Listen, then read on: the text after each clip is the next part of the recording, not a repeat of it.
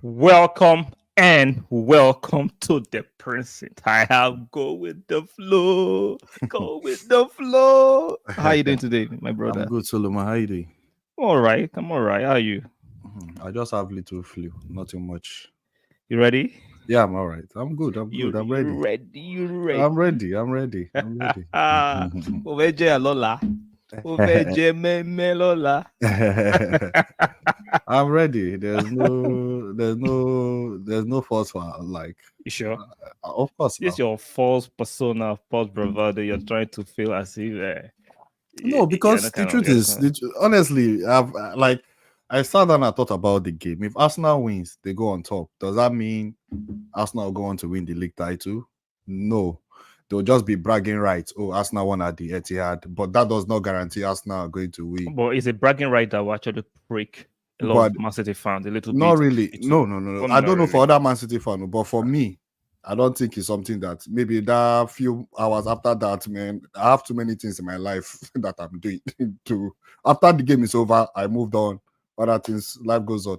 Stop It's not that capping. serious for me. Stop capping. So if you beat comprehensive tomorrow, you're gonna feel some type of way. That's like I said for some few hours, but after that, life moves on. It's not that serious, Hmm. bro. So while you are capping, let me tell the guys, do us a kind favor by striking the like button, subscribe if you're new, and make sure you turn on your notification bell. Very, very important. One more time, like the video, subscribe if you're new here, and make sure you turn on your notification bell as we do the preview to the biggest match of week 5 this weekend. Manchester City hosting Arsenal at the MTR. It should be a great, great, great match. So, guys, on that kind of favor, please, you can see Go with the Flows channel there. Go there and subscribe to his channel. Support him. He's a Manchester City content creator and talks about part of football too. Go and support him and subscribe to his channel. Very, very important. So, back to the business. Are you confident of tomorrow's match? Very confident. How confident? 100%. Show the look way. I'm very confident. Honestly, I'm not. I don't know why. Like, I'm very confident. That's the truth. Okay. So, according to the report, we saw De Bruyne hobble off in the first half against, I think you guys played AC Milan. Inter. No, Inter Milan. Inter Yeah. Milan, rather, that you Yeah. had a good let's draw. Will it be available for tomorrow's match? I don't think he will be available. But then again, anyone that watched that Inter game noticed when Kevin De Bruyne left and we brought in, I think it was it Gudogan and Phil Foden now. Rodri. Phil Foden. It was Phil Foden. Rodri started.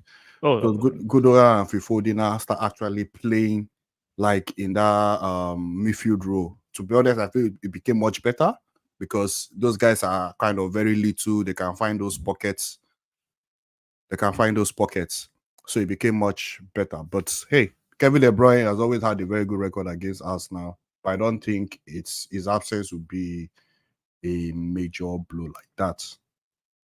sorry about that. I don't know what's wrong with StreamYard. StreamYard just crashed, and bro, sorry about that. So, Oh, continue. no problem.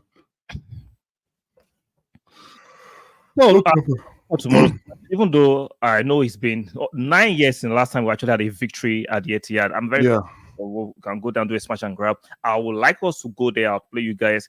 I don't know what Arteta is going to plan for tomorrow, but we have enough in our reservoir, in our squad to actually go to actually Manchester City and get the result.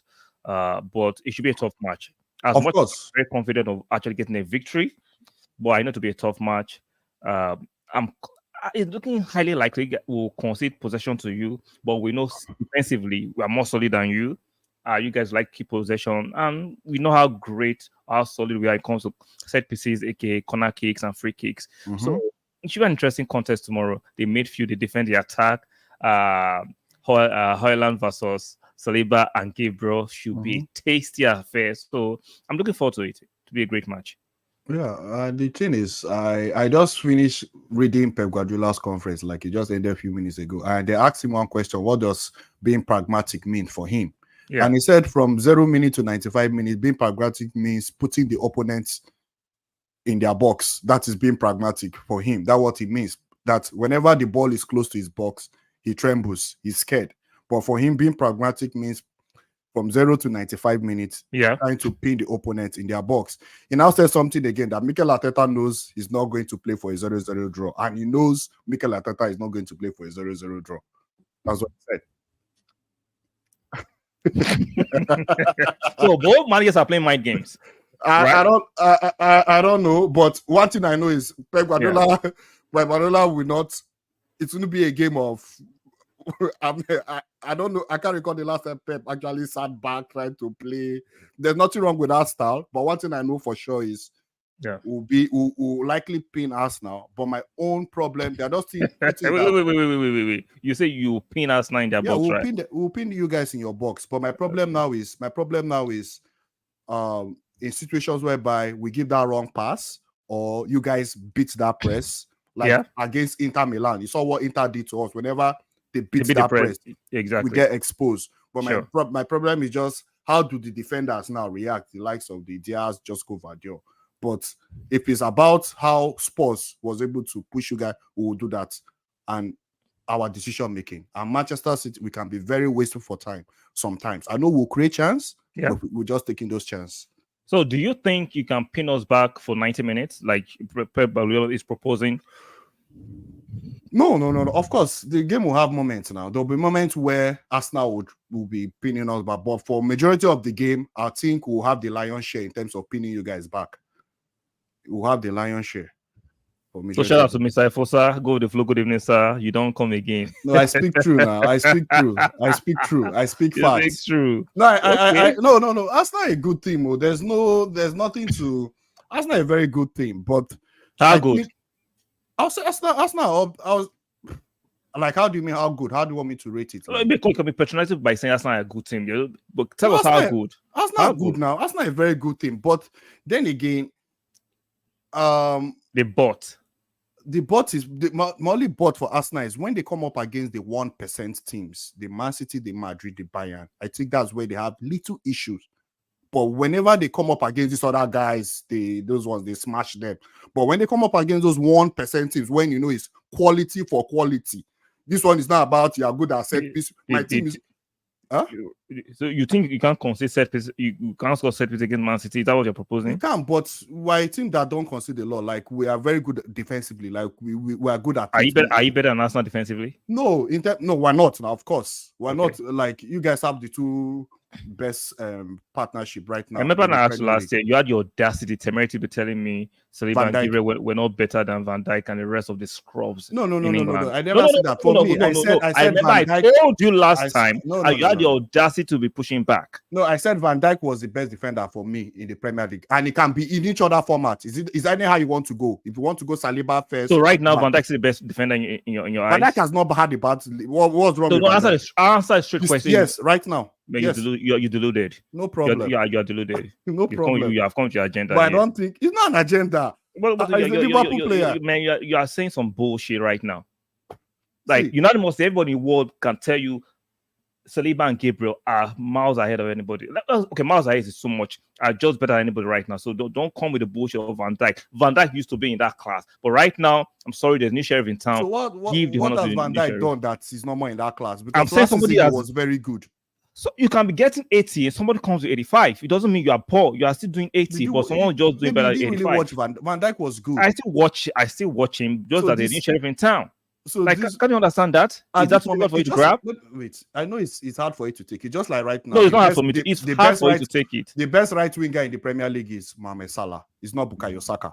Am I contesting that? No, but right now in the Premier League, Van Dijk is still the best. Until otherwise, Van Dijk is still very solid. You are delusional. Let's Van Dijk. Let's talk about the game. Man City against Arsenal. Van Dijk should be somewhere else. No, I'm not going to. You're going to derail my show with your shenanigans. Hello, boys. I see us winning 2-0 at the Etihad with at least one set. We are scoring one set piece. They are telling you we are scoring one set piece tomorrow. We are scoring a set piece tomorrow. Whether you like it or not, you are your bald-headed manager. Tomorrow we're going to put a wig on his head. We're put a wig on his head. This is laughing. Bayern and Man City. He's calling Man City and Bayern top 1%. The insult. There's no problem. See, guys. See. Like, this game, I'm not saying Yeah. it's going to be an easy one for Man City. Of course, Arsenal are quality. Like you asked, how good are Arsenal right now? Yeah. Arsenal are up there. They are very good. They're a very good team. They are very good. Arsenal, they can adapt to any situation you throw at them. They can adapt to any situation you throw at them. But at this moment right now, I don't know. I feel very confident going into this game. I don't know. I maybe just the fact we have Gundogan. That one makes me very confident. But I don't think we'll lose. I was telling Dio the other day to be a 1-1 draw or a 0. It will be a draw. That's wishful thinking. Shout out to you, Dio, for joining. Shout out to you. How you doing? I'm good, man. Apologies. Nah, I understand. My day has been. I was set for 5 o'clock, and then I got a text my wife from downstairs while I'm upstairs saying, "Groceries pick up at 5." I get it. As family man, I understand it. Perfectly understand. You know me, I'm not the one that runs the home. I'm a participant here. So I get it. You're welcome. So yes, guys, do us that kind of favor one more time for Mr. Dio Speaks. Go and support his channel right there. You can say there. Go with the flow, please. Subscribe to his channel, like his videos, support their channel. Banter on the page right there. Please support their channel, subscribe to them, and support them. Very, very important. So I've been chatting with this Pharisee, from the blue side.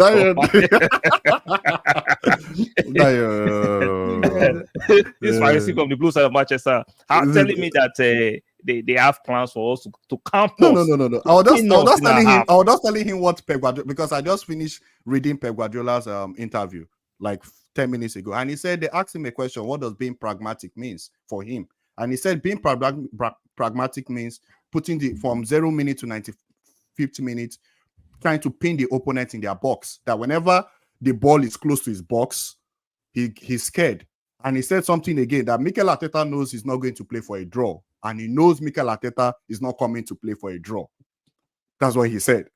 So I don't know. I know we'll have the lion's share of trying to pin Arsenal back, like I was telling you. But my problem is when we're trying to pass the ball, if we lose the ball, or when Arsenal have that chance to beat the press like Inter did, how do those guys at the back react? Because against Inter, honestly, they had like 2 clear-cut chances that could have been a problem for us.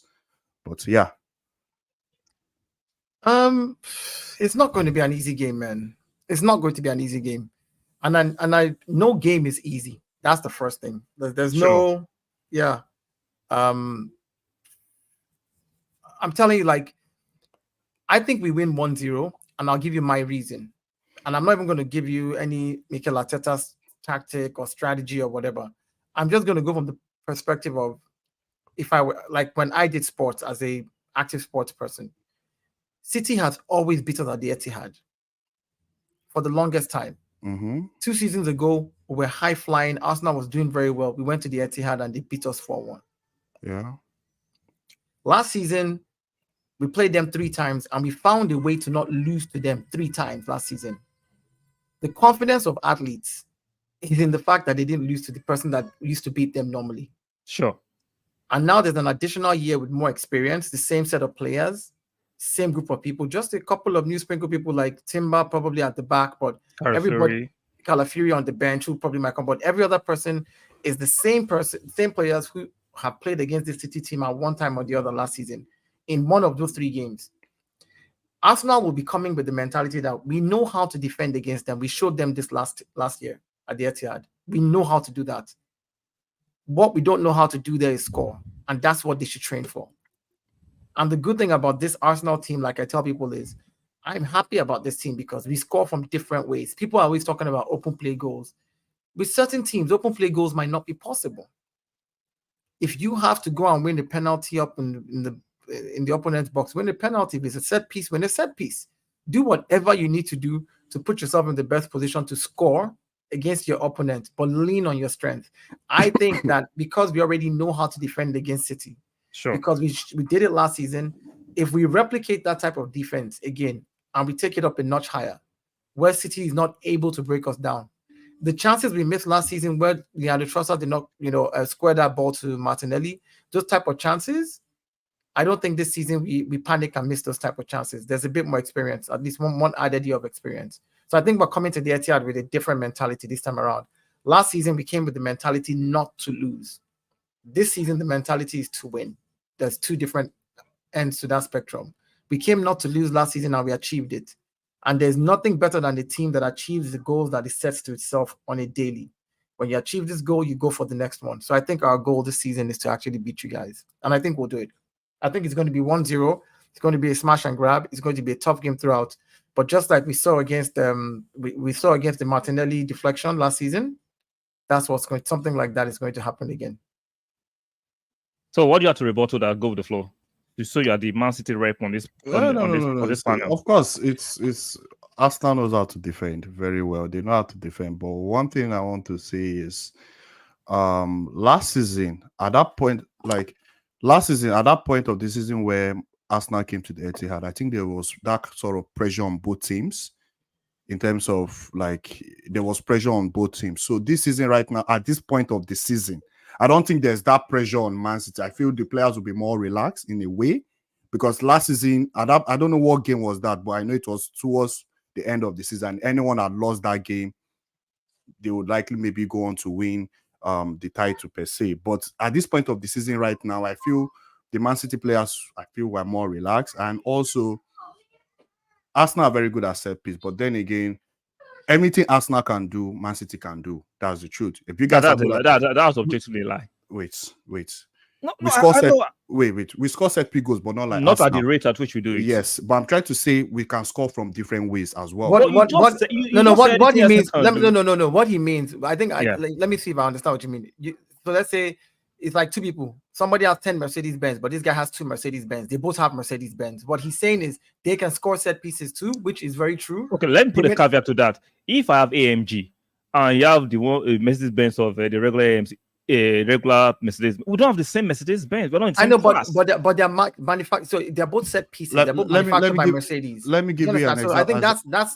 Let me give an example. Last season, how do even though we both score set pieces, but we have, as in people these days, right? When they look at us now, they know we are a threat, as in a legitimate threat from set pieces, in contrast to Manchester City. Do you see the point? But I agree to that point. But what Solomon, he's saying, another thing is, how many things have you seen score us from set piece? How many times have you seen Man City concede from set piece? That's another thing you should look at. They're good at Man City is good at. No, that's not the argument. The argument was scoring from set piece. We didn't go to defending set pieces. No, I'm saying a separate argument. I said you guys score set piece, but we're not as good as you guys. That does not mean we can't do it. Last season, I think it was the Carling Cup or so, or the FA Cup where we played Spurs. I think it was Akanji or so. Sorry, Nete Ake that got us that goal. It was a smash and grab, 1-0. And it was a set piece, per se, not the Premier League. So, I want to say, Arsenal are good at set piece. Man City are good. We're good at defending set piece as well. You guys are good at defending set piece as well. But better than you. Put it there. Make sure you actually buttress. We are better than you defending and scoring set pieces. Let's make it clear. Let's put that distinction there. To make you feel good. No. Let me make you feel good. Put the distinction there. No. Anything to make you feel good. If Dayo, right? Let's say your qualifier was Dr. Dayo. If I call you Dayo, you can correct me and say, no. My name is Dr. Dayo. Can't I say that? Can I do that? Whatever makes you feel good. Arsenal are good at us defending cities and calling people. Does that make you feel good? But no.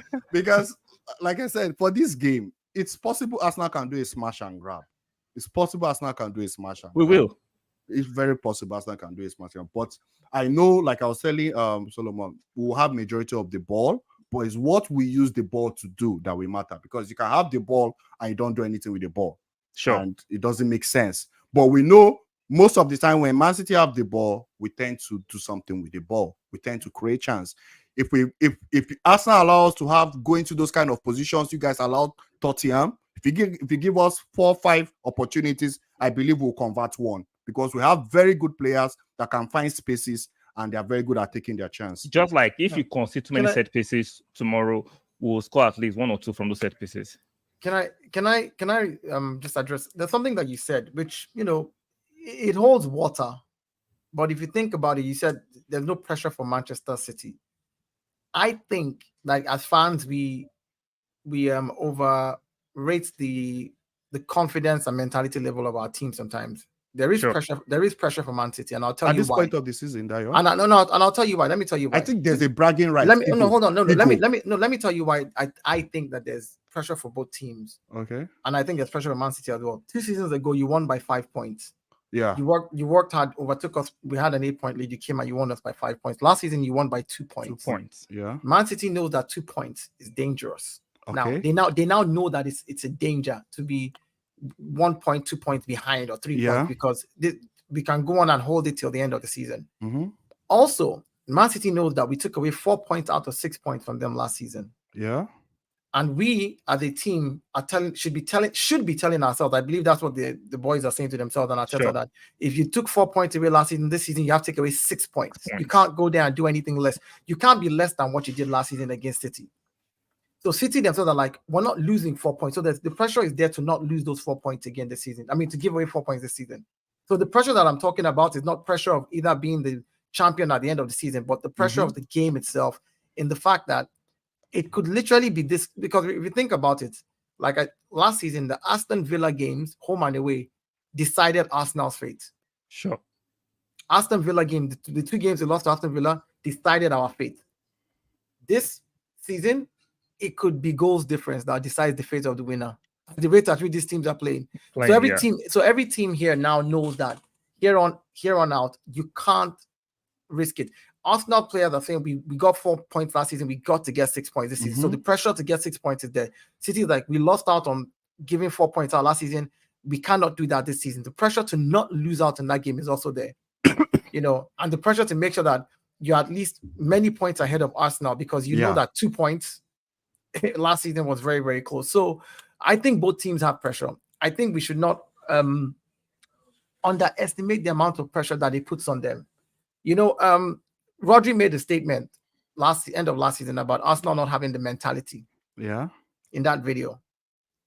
I think that's a pressure statement that you make when you make that statement, you say it because you know you have mentality, but you have not put yourself in the limelight, which means tomorrow, in tomorrow's game, you have to show that mentality. You have to now back up what you said. Okay. Meanwhile, the person you have said it to, the team you said it to, now says, "Oh, you think we don't have mentality, right? All right, we're coming to show you mentality." So there's pressure on every end for everybody to actually perform right, and I think that's what's going to happen.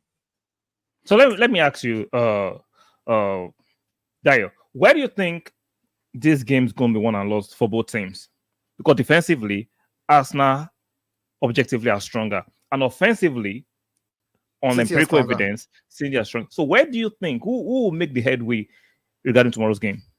I think the game will be won and lost in the defense.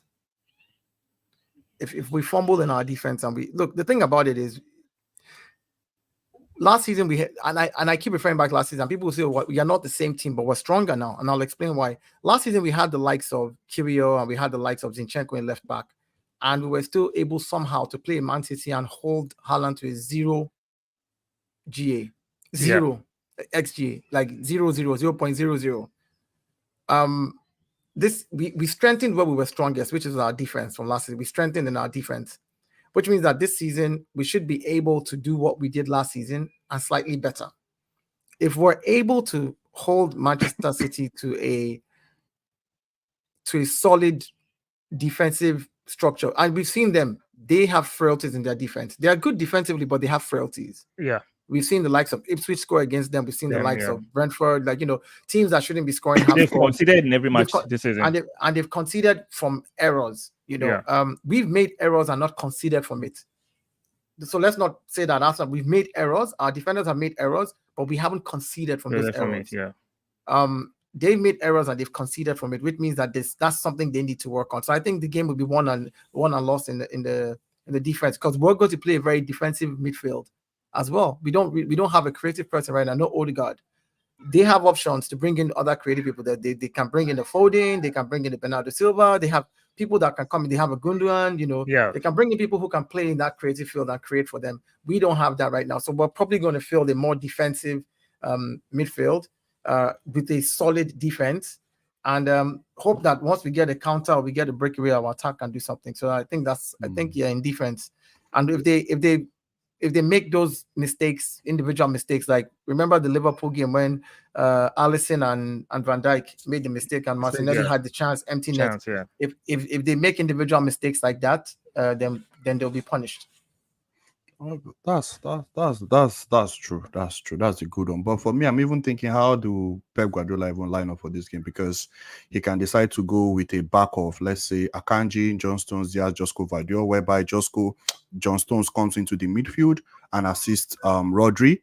And also on the wing, remember that I told you another aspect of the game. I don't know if he will decide to go with Jack Grealish or Bernardo Silva, who are more controlled. They hardly loses the ball. Or he will go with a Doku or a Savinho, who are more interested in trying to take on their man and dribble their players. So there are different ways Pep Guardiola will approach the game. So for me, I just want to see how he approaches the game. If he's going with a controlled winger or winger. What will be your what about control on one side and chaos on the other? Play Savinho on one, play Grealish, and then play Doku. But for me, I want the controlled. I want the controlled, because I know if we lose the ball, like Arsenal will want to hit us on that counter, and whenever we face teams that are good at the counter, so I'll rather want control. But again, if you play Savinho and Doku, high risk, high reward. You can never tell. So yeah, but whichever team. To also add to that, it's like how many. So when this season, what teams have you played this season? Brentford. Brentford, Ipswich. We play Chelsea. Chelsea, Brentford, Ipswich, Inter Milan. Okay. No, there's one more. Because this is your fifth game, right? West Ham. One more. West Ham, yeah. So we started our season with Aston Villa, Wolves, Brighton. Brighton. Aston Villa, Brighton, Tottenham, Atalanta, and now City. Yeah. So, and we haven't been playing well this season. And I'll be fair, like Arsenal has not been the Arsenal that I expect. But we found ways to eke out goals and eke out wins. Okay. So for me, that says volumes when I know you can only play who they put in front of you, but it says volumes when you play teams that we rate as more difficult, and you find a way to beat them or a way not to lose to them. That tells me how much more resolute Arsenal is. Now, I think this would be City's first real test, apart from Inter Milan, in the Premier League, as regards to mano a mano, quality for quality. Fight for fight. There's no underdog in this game, and in this game, it is a case of either one of you, one giant must be downed. And for me, if I look at the differences between your attack and my attack, if I rank your attack at 90%, I'll rank Arsenal's attack at 75%. I'll say you're 15% better than me. Right? You're more clinical 15% of the time. If I rank your defense and my defense, I say my defense is about 20% stronger than your defense. Now, my midfield and your midfield, I'll say your midfield is about 85 and my midfield is about 79, 80. We're roughly right around the same place. Around the same place. I think that because we have a stronger defense and your midfield, Dayo. I think, like if I rate my midfield, if I have my full midfielders that need to play, if I have Odegaard, Rice, and say Merino, for example. Yeah. If I play you think you can actually challenge Rodri, Kevin De Bruyne? I just said you guys are better in your midfield, but it's not marginally okay. It's not like your midfield is 90 and my midfield is 60%. No. Okay. Yeah, so I'm saying marginally difference is like Kevin De Bruyne probably creates 10 chances in the game, and out of those 10, you put away maybe one or two by this thing. Odegaard creates 10 chances. We'll put away one as well. Rice is the one who takes our corner kicks from the left. If he's not in the game, that's one way we don't score. Bukayo Saka is the one that does it on the right. So there's usefulness to these players, which is why I said if I had to rate like that, I would rate your midfield better. I would rate your attack better, but it's marginally better because we know that there's times where the Arsenal attack can spring into action. We know there's times where the Arsenal midfield can hold his fort as well. But defensively, where you are shaky is what the problem is, because if at any point in time you guys make those individual mistakes, you will be punished. You will be punished either from a set piece or either from an open play goal. I'm even more worried from when we lose the ball, not even from set piece. I think it's from when we lose the ball. Did you watch the last game against Brentford?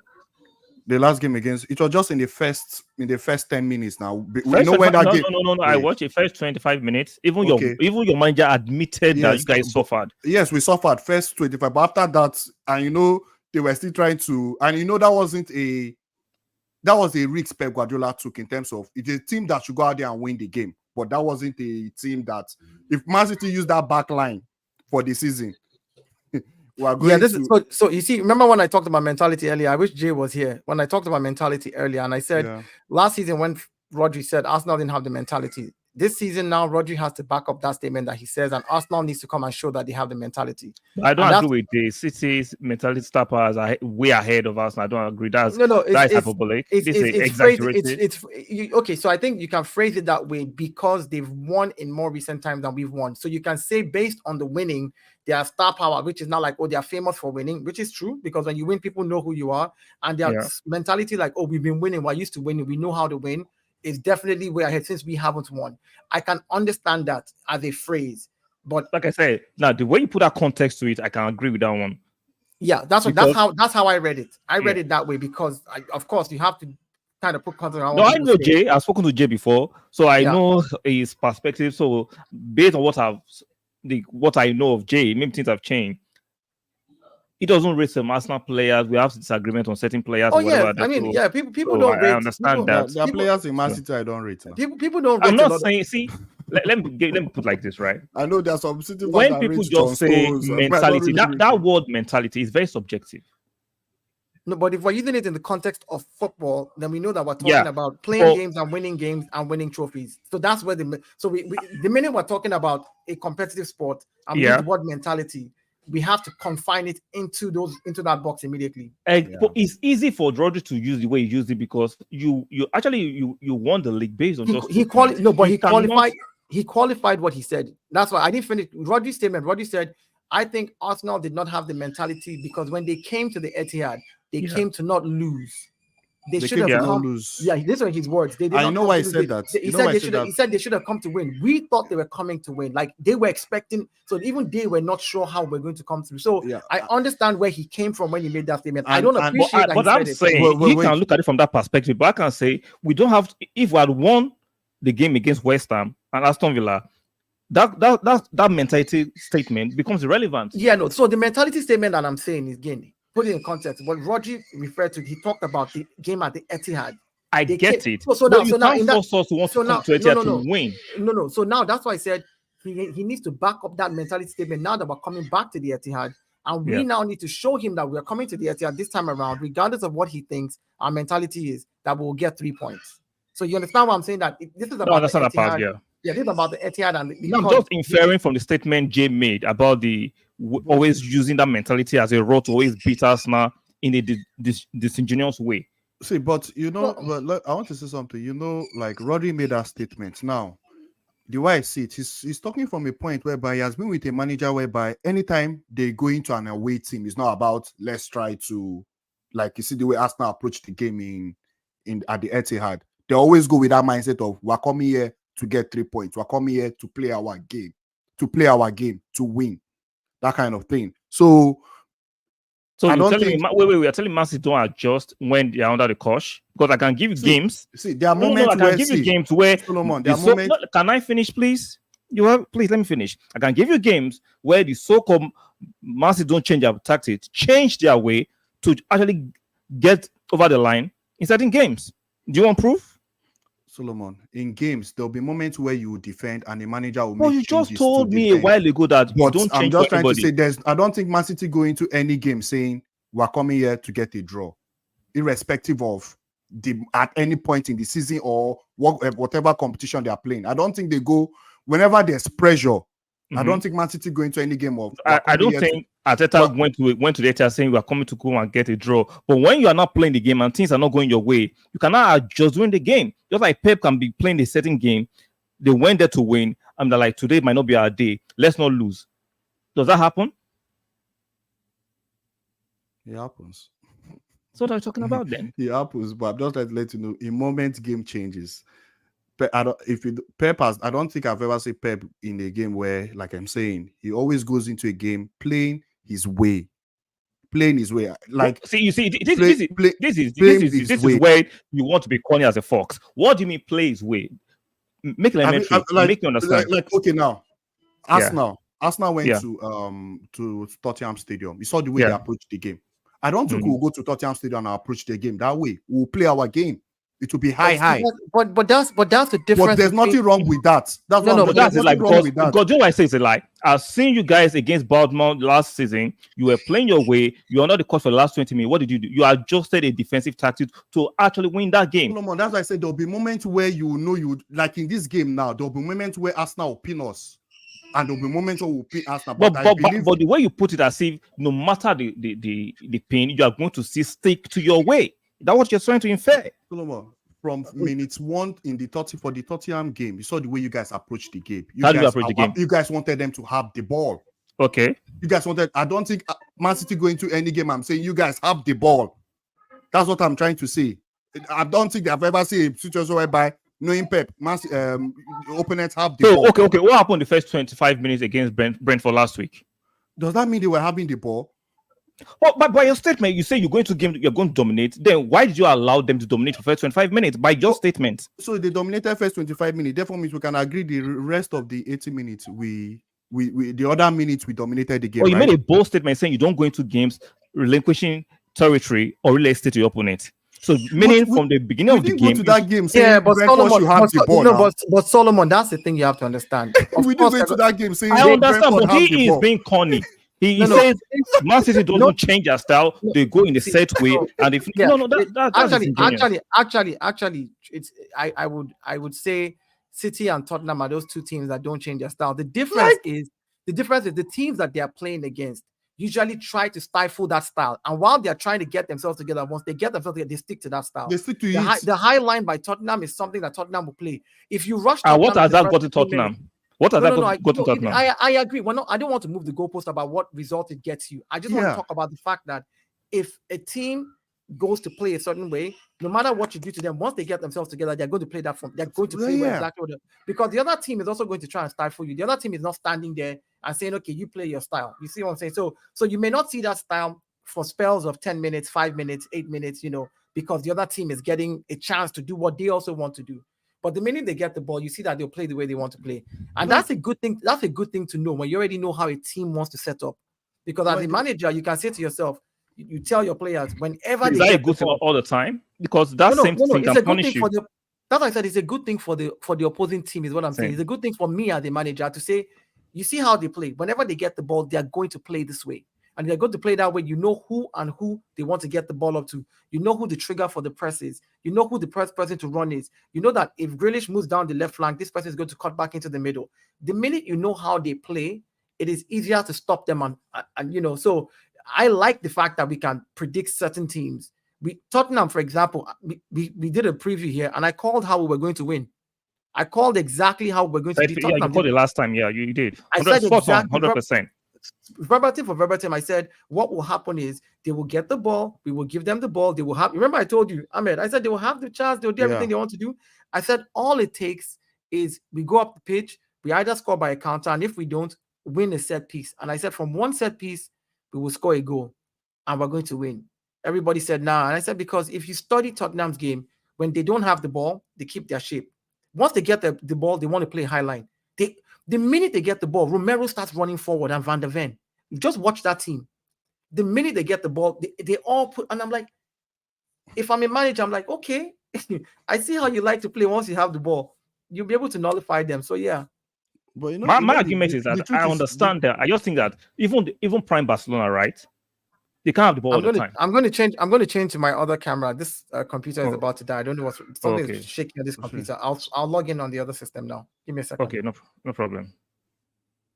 While we wait for Dyer to come back to make this switch, like I said, I'm not saying Pep doesn't have a style. I'm saying there is no team on earth that can maintain a particular style for 90 minutes. The other team is going to have their own share. So I'm going to stick to my style. Is not totally true. That's my argument. Look at the comment on the screen. What do you think about the comment on the screen? Pep played 10 men behind the ball against Real Madrid and against Tottenham. The first two games against Arsenal last season, City had less possession. Like Pep played 10 men behind the ball. Like Pep actually played 10 men behind. Like okay, don't agree. I don't. Look at what Mr. Fosa is telling you. We had more Is this of is the it ball okay? when Is we this one lost. the true? Or, is this one true or not? See, you can have the question. The point here is there'll be moments where you pin the team. Like I said, there'll be moments where you guys will pin us at the Etihad, but there'll be. I can still tell you that for a fact. Pep even said it today in his interview. Like, why will he change his style? That he made it. I think it was a joke, maybe because of money. But he actually said the results are there, speaking for themselves. That he doesn't. That's why I said being pragmatic for him means trying to pin the opponent from 0 minute to 95 minutes in their box. That whenever the ball is close to his own box, he trembles. So I don't think I've seen it when Man City go into a game and they are sitting low block, trying to play on the counter like Inter Milan did. But my problem because there's nothing wrong with that possess the ball. Now, when you possess the ball, if you are possessing the ball and you are not threatening, I don't care if you are holding 95% of possession. That's not the point here. The point here is that's why I said we can hold the ball and we might not make use of it. Then the possession does not make sense. Yeah. The possession does not make sense. The possession does not make sense. I was reading the comment. So at the end of the day, Man City will always stick to that same style. I don't think that's what I'm trying to say. I don't think we'll see a situation whereby Pep goes into a game and he's trying to play counter attack like Inter or like Arsenal approach Tottenham. I don't think so.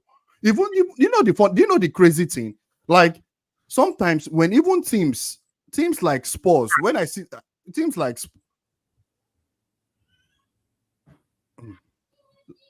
Spurs, what was the scoreline? No, even though you won the game, but you had less possession. That is debunking what you said. So what was the score? I say you're moving the goalpost. Now this is what you like to do. See, this was not even against Arsenal. This was just me saying that Pep does not go into every game trying to play on the counter.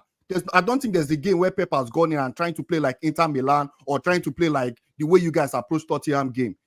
Like, Dayo, do you understand what I'm trying to say here? But they are debunking what you're saying, and we are finding it offensive. We can't hear you, Dayo. Your mic. Can you hear me now? Yeah, it's better. Hear you. Fantastic now, yeah. So I have to do high vol. I had to move to the other system here. The other camera here that refused to work. This one. This nonsense guy here.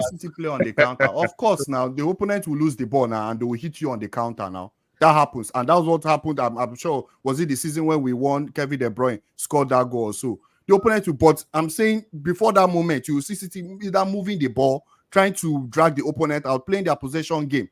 Not saying the opponent should have the ball. Tell me a moment where Pep went into a game and allowed the opponent to have the ball. Just have the ball. Most managers don't go to a game telling their players, let the opponent have the ball. No manager does that. Tottenham game with they were very comfortable with Tottenham allowing Tottenham having the ball. I see where Ahmed is coming from when he said I'm not. I say most money. See, you are one to the extreme. No, hear me out. I'm not being. I said I see where he's coming from. No manager wants to go into a game and say let them have the ball unless that manager realizes that this team is a team that likes to have the ball but can do nothing with the ball. The ball. If I know that this team can do nothing with the ball, I'm happy to let them have the ball because I have a game plan to say, hey, listen, I'm going to allow you have the ball, but I'm going to beat you when I get the ball. You can run around, play your ball, play your back pass, do your this, do your that. I know play your side to side. It's not going to help you. I think for Arsenal situation, Seth, is due to the circumstances surrounding Arsenal that allowed Arsenal to play like that. Not having Odegaard. He's a full size. He's a full size in the comment. It's against love. Why are you calling a Pep bald head? Maybe that will give. Maybe I don't want to banter. I don't want to banter. I don't want to banter. Oh Lord, I don't want to banter. So let's move along. What do you think will win the game tomorrow? Go with the flow. Me, of course, I'll back my team to win. But again, I respect Arsenal. Arsenal is a very good team. You can't just say, "Oh, Man City will go there, we'll make things happen." Come on, we'll make things happen. But I expect my team to go there to win. But my prediction is, and I thought that it will be a very boring game. I can show you so many of us are expecting. I don't think it's going to be a boring game. It will be a boring game. It won't be a boring game. It will be a boring game. It will not be a boring game. My feeling to be a boring game. I don't think so. I think it will be a boring. This one is trying to hold the ball too much. This one is trying to control. I think it will be a boring game. Can't hear you, Dayo. Yeah. I can't hear you. Can't hear you. Oh, sorry. Can you hear me now? Yeah. Better now, yeah.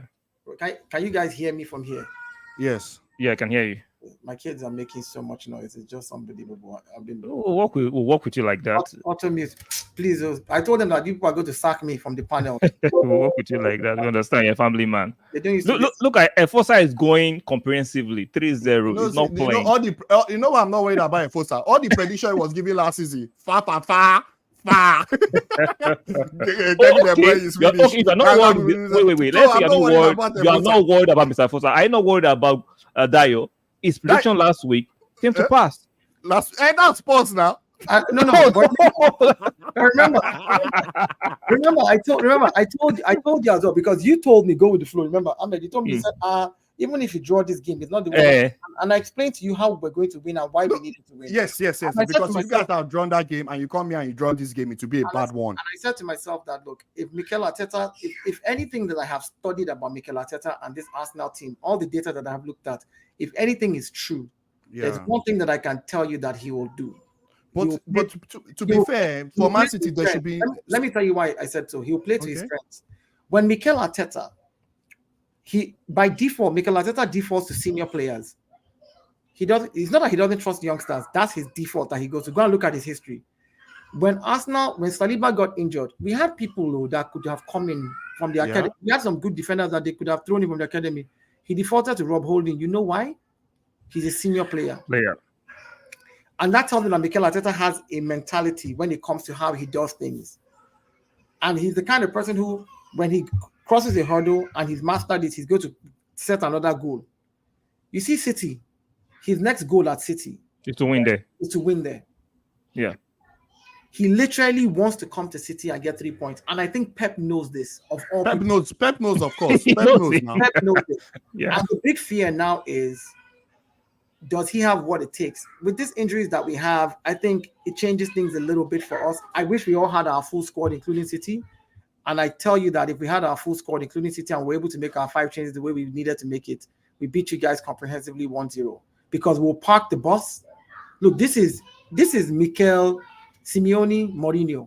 This is not Mikel. This is David Moyes' son right now. There's no all that fancy football that you are looking for. You're not going to get it from us. No. See, the truth is there should be like for tomorrow. I should not expect any sluggish. There should be no excuse from the Man City players because Arsenal played on Thursday. They traveled back Friday, so they've not really rested. So I'm even saying we have that advantage at this moment right now. We have that advantage because Arsenal, like we rested. We played on Wednesday. Was it on Wednesday or Tuesday? So I should be expecting the boys to run faster than Arsenal. What do you mean? Because wait. Let me correct you there. Or Ahmed Sadayo, please can correct me. Do you think City have more athletic players than Arsenal defenders? City defenders, are they more athletic than Do you understand what Arsenal I just defenders? said? Do you understand you run faster? Said? You said run faster. Why did I say that?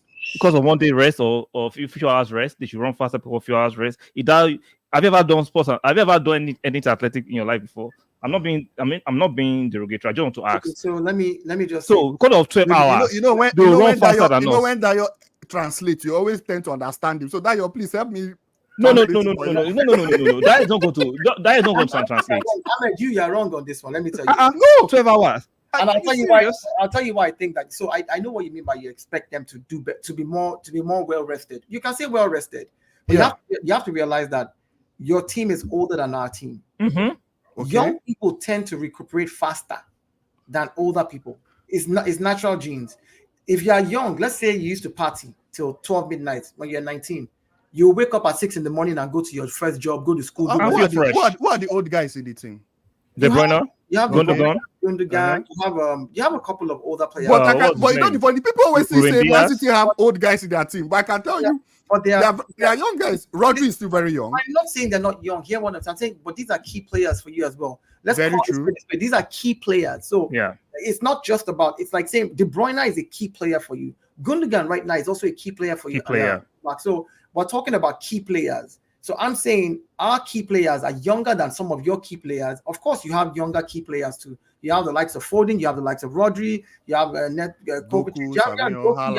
So I get that. You do have young people who recoup. But I'm saying in those positions that you are talking about, them where they need to run in the midfield, where you need box to box, Gundogan, where you need De Bruyne running in and helping to defend as well. I even see it in De Bruyne's game. Yeah, now. so you can see it in their age that it's going to be. So all I'm saying is, you should be careful when you ask. No, man. I'm just saying for this game. Yeah, like I would say, we have the advantage for this game because you don't have the advantage. Unfortunately, you don't. I feel in this kind of game, it's a game of small margins, so everything counts. That's how I see it. It's just like last season when after we played Madrid, we went to play Chelsea in the FA Cup, and the players were complaining, how did we even do it to play that kind of game?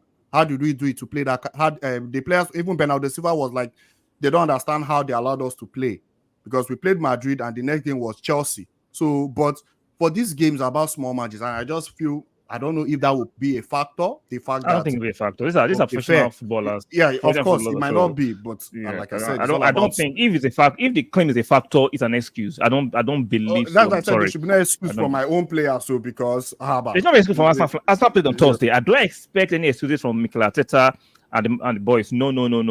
No. These are professional athletes. I understand advantage sitting in terms of few hours, but that should not make us lose or draw the game. We have more than enough in our squad, I believe, to go there and do a smash and grab tomorrow. More than enough.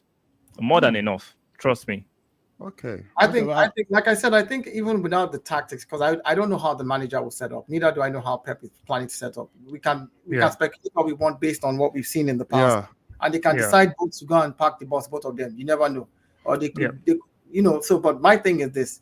If I just looked at it purely from a fan's point of view and the progression of how we've been playing against City, if not now, when will Arsenal go to the Etihad? Since 2015. That's a long time. Because if not now, when, as regards to the progression, you look at how we progressed at the Etihad. The question then becomes, if not now, when do you want to go to the Etihad and when? Remove all the tactics and all this thing. Sometimes in life, let me just say, it's football. In football, anything can happen. Sure. You play 90 minutes, and in the 91st minute, there will be one freak goal. It's just like Anfield. Yeah. The only time when Pep won there was the COVID period also at Anfield per se, and we all knew that was just due to that factor, the fans and everything. But for this game, even I tried to think about if Arsenal are trying to play out from the back, we try to beat their press. They can decide to go long. Kai Havertz is very good at holding up the ball. He has strength. So Diaz should be very strong to make sure Kai Havertz doesn't win his duels. Let's say Diaz should be able to win all those duels. Yeah, because I'm trying to see different ways Arsenal might try to approach the game. Is it Ruben Diaz or Ruben Abati? anyhow you want to see. At the end of the day, like Pep will always say, relax and play. And play. Pep always relax and play. He showed me saying I will collect tomorrow. He showed me. Let's see. I know you want to banter. Ruby, I'm not bantering. You just don't like. See, this is how you're trying to actually butter me and die up last week. A draw is a fair result. Result. When Dayo explained it for me, I understand. So Dayo needs to explain everything for you to understand. No. Because I wasn't thinking about the Man City game. I was just like, but very convenient. Yeah. Very convenient. Not about the Man City game. but there's no problem. There's actually no problem. We'll be there. There should not tomorrow. There should no problem. You guys are welcomed. I expect the boys should do their thing. I'm happy. What do you mean by do their thing? What are they going to do tomorrow? Like try to take against Inter Milan in the last 20 towards the end of the game, we were very wasteful. We had some clear-cut chance that you should bury, and you shouldn't be like in those moments. You should learn to convert those kind of chances. Are you concerned if Arsenal scores first tomorrow that the match might be over? No. Okay. But it will make things very difficult for us. Let me paint a scenario. Let me paint a scenario. To be very difficult for us. Let me paint a scenario. In the first half, just before going to the halftime, Arsenal scores a goal at 46 minutes. Then we go into halftime. When we come out, Mikel Arteta has made changes in the midfield. He's brought in Jacob Kiwior to left back. He's moved Timber and Calafiori into the DM position. He's taking out Thomas Partey and everybody. So now we have 1, 2, 3, 4, 5, 6, 7 fullbacks. Yeah. I like Matthew said, if I can score 4-4-2 Haram. Now 7. See, my problem. See, it will be. I want to see if you're going to how you're going to how no. It will be very, very. We'll not play one. I have us in front.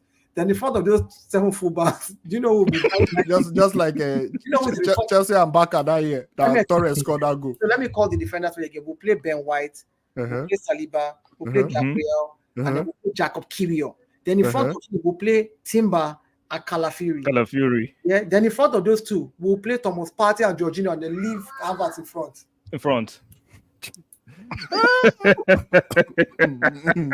It's done. It's done.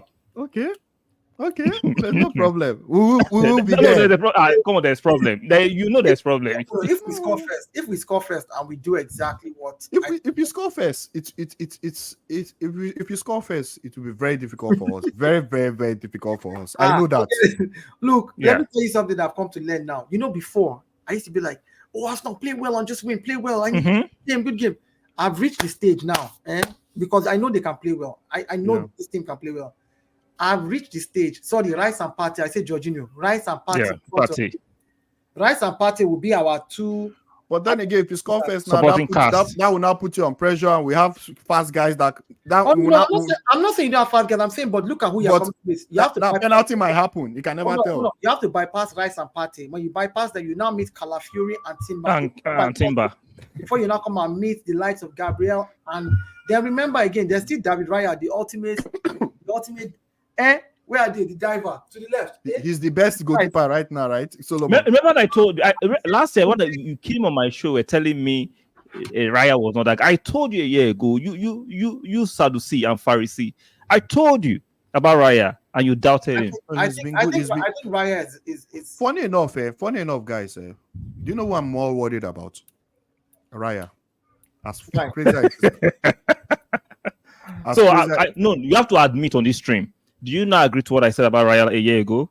I wasn't among them. I don't know if you told me. I don't know. I don't know really? If you were telling me. You always said it was good. My opinion on Raya was the fact that Arteta wanted him. Arteta knew what he has seen in him. You told me he didn't have enough saves to be considered a top-class goalkeeper. That what you told me. I'm not the one you were talking with. I'll bring receipts. No, I will bring the receipt. No, I like receipts. Don't worry. I like receipts. I think what it is you realize that goalkeepers get better with age, and Raya is now reaching that age of experience as a goalkeeper. You are looking at the 29, the 30, and then once he gets there, this is going to be yeah. So I think I've seen enough from Raya. His dominance in the box. No. The goalkeeper in the world. Control his box the way he does. The guy worries me. I won't lie. Getting better is what I'm saying. Most goalkeepers, it is at this stage. Before he had dominance in the box, he was collecting corners, but he was conceding goals when he was at Brentford. Even before Brentford, goals that you would not expect him to concede. He's gotten better with his feet. His stats are way better with his feet. His accuracy is way better as well. So yes, I will say this. He's playing a better team. I will say this. Better defenders in front of him. Better defenders gives you better confidence. You are able to do certain things. You trust the person you're passing the ball to, that they're not going to put you under unnecessary pressure. So you're not going long all the time. And this, I think, has brought his confidence level up. Now, will I say he's the best goalkeeper in the world? Now, I'll say in form right now in the Premiership. Raya probably is top 2 in form goalkeepers. Yes, in form. Yeah. Has to be, doing what he needs to do. Somebody worries me that Raya saved you against Atalanta. And I asked the question, I said, is your goalkeeper part of your defense? Because that's the last line of defense you have. Someone said what? They said Raya saved you against Atalanta. And I said, the team. I said, yes, I agree. He saved us. I said, is your goalkeeper not the last line of your defense when it comes to being defensive? Yes. So if Raya saves the penalty, that counts as defense being good. Exactly. Ederson saved us against Inter Milan last in the Champions League now. Yeah, sometimes what people utter in their mouth, like, do you have a brain? It's part of the team. Yeah, even this game we played Inter. When I realized it was Sommer that was at the goalpost, I got upset because I know how good that guy is. I was like, what's happening here? Because that guy made some very good saves from there. So for Arsenal, Raya is the one that actually worries me because right now it seems he's on form. So anything, he will save anything. He will save anything right now. We'll see what happens. I think that if Arsenal scores a goal first, the game is over. I personally believe that the game is over because let me tell you what Mikel Arteta has decided to do. He has looked at, and I'm only saying that this is what he's doing because of the data that I have seen. Now, maybe there's other data that Arsenal does not share publicly that I don't have access to, so I can't really speak to what the inner workings are. But from what I've looked at, Mikel Arteta wanted to build a City 2.0 team, but realized that it's almost impossible to build a City 2.0 team. So what he then did was tapped into his inner. So people have to realize that this guy trained under David Moyes, trained under Arsene Wenger, and then went on to work with Pep Guardiola. If you notice in 2022, 2023, Arsenal was playing like prime Arsene Wenger. Move the ball real quick. Mass attack, mass defense. Last season, there was a mix of both. In January period, there was that Wenger football. You could see quick movements with the ball, quick score. Before that, pragmatic football of David Moyes was what he was playing from the beginning of the season to get the players into form. He started that system this season. Now with Pep's strategy, playing fullbacks, so Pep's mentality plus all of this, I think that Mikel Arteta, what he's going to do tomorrow is go for 3 points. And he's going to go for it in the oddest way. Yeah. There's one other person I have not mentioned yet that could be a trick in the bag. And I say that because even though he has left City and he has gone to Chelsea and he has gone every time Raheem Sterling plays against you guys, something happens with him against City. And let me say something about this. People might not believe it, but in sports, some people find joy playing against certain teams. Some players just enjoy playing against certain people, and that's when they light up because we'll be there. Because I'm not saying that he's going to come and score and whatever, but he's willing to put in 150% to show City what they lost. Exactly. It proves to us now that, look, I can win something for you. Sure. That itself counts for a lot when the player is willing to go over and aboard. Over and overboard to just be able to do that work rate, whether it's 20 minutes of game, 30 minutes, whether it is 15 minutes, whatever it is. We saw this when he was crap for a lot of games for Chelsea, and then they come to City comes.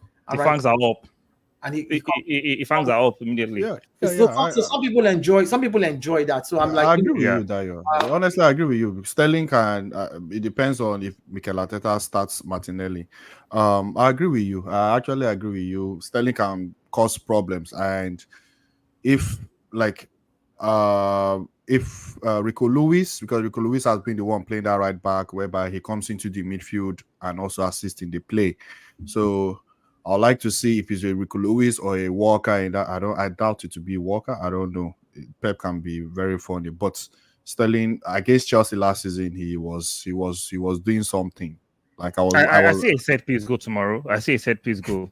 Okay. I think so. Yeah, I think Saliba is due for. So what do you see for Man City? You are seeing for us. What do you see for Man City? I see you guys are going fire blanks tomorrow. You're not scoring tomorrow, unfortunately. So you don't see us creating. You can create as much as you score.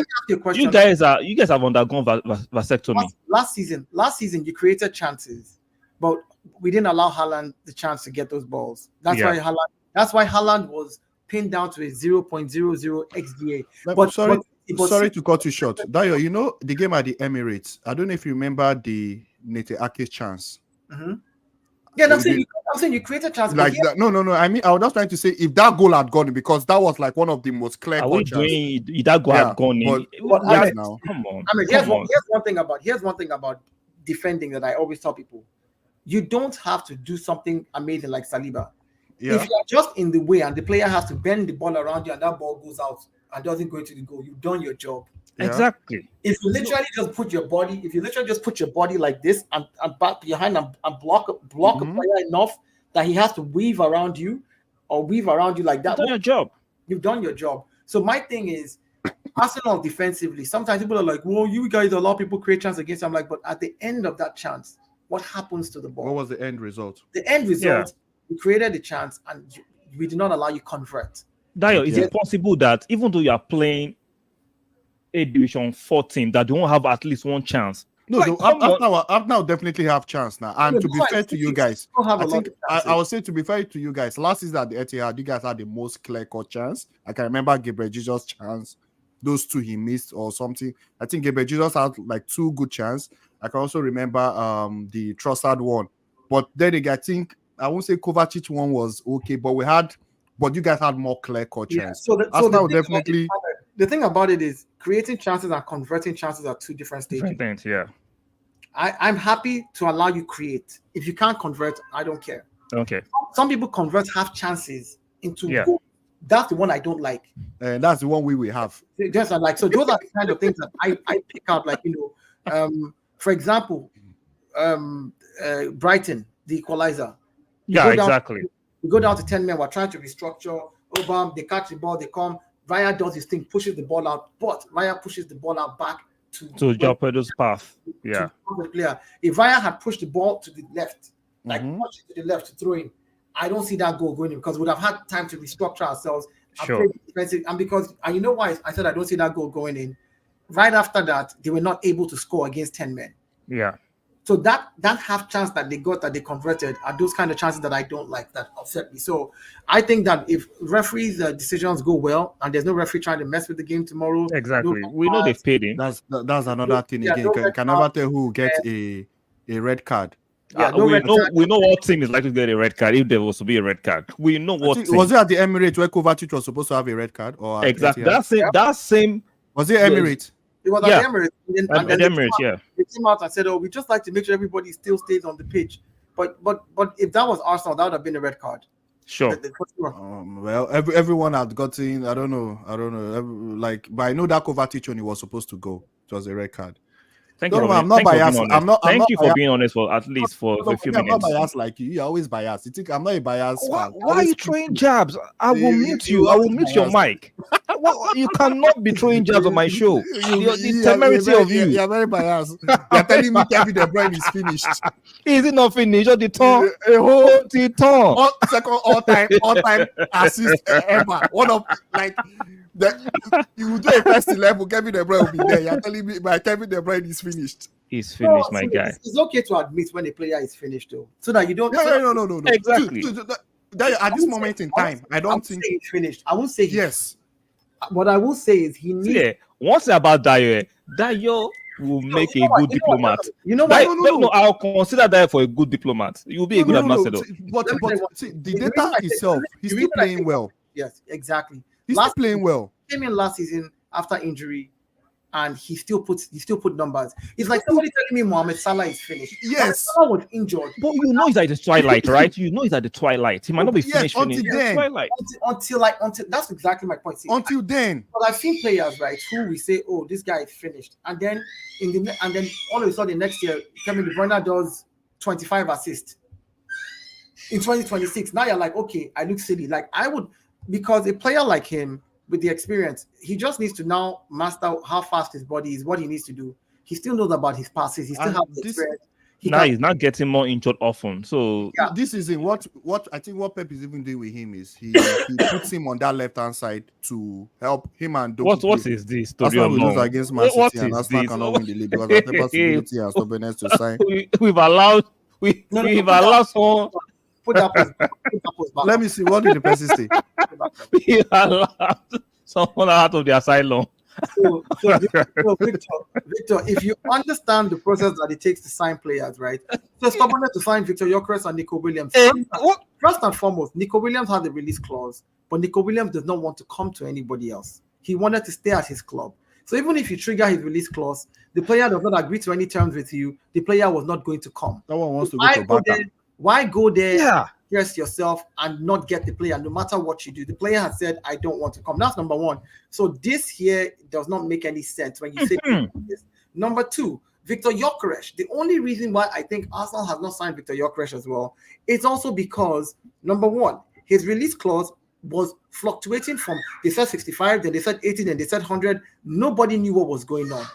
So far, so good. His agent hasn't even come out and said anything. The last thing Victor Gyökeres himself said is, I am happy to stay at Sporting for one more year to prove myself so that when the big clubs really come, and I'm happy that now there is a proper release clause in my contract. He just recently said that.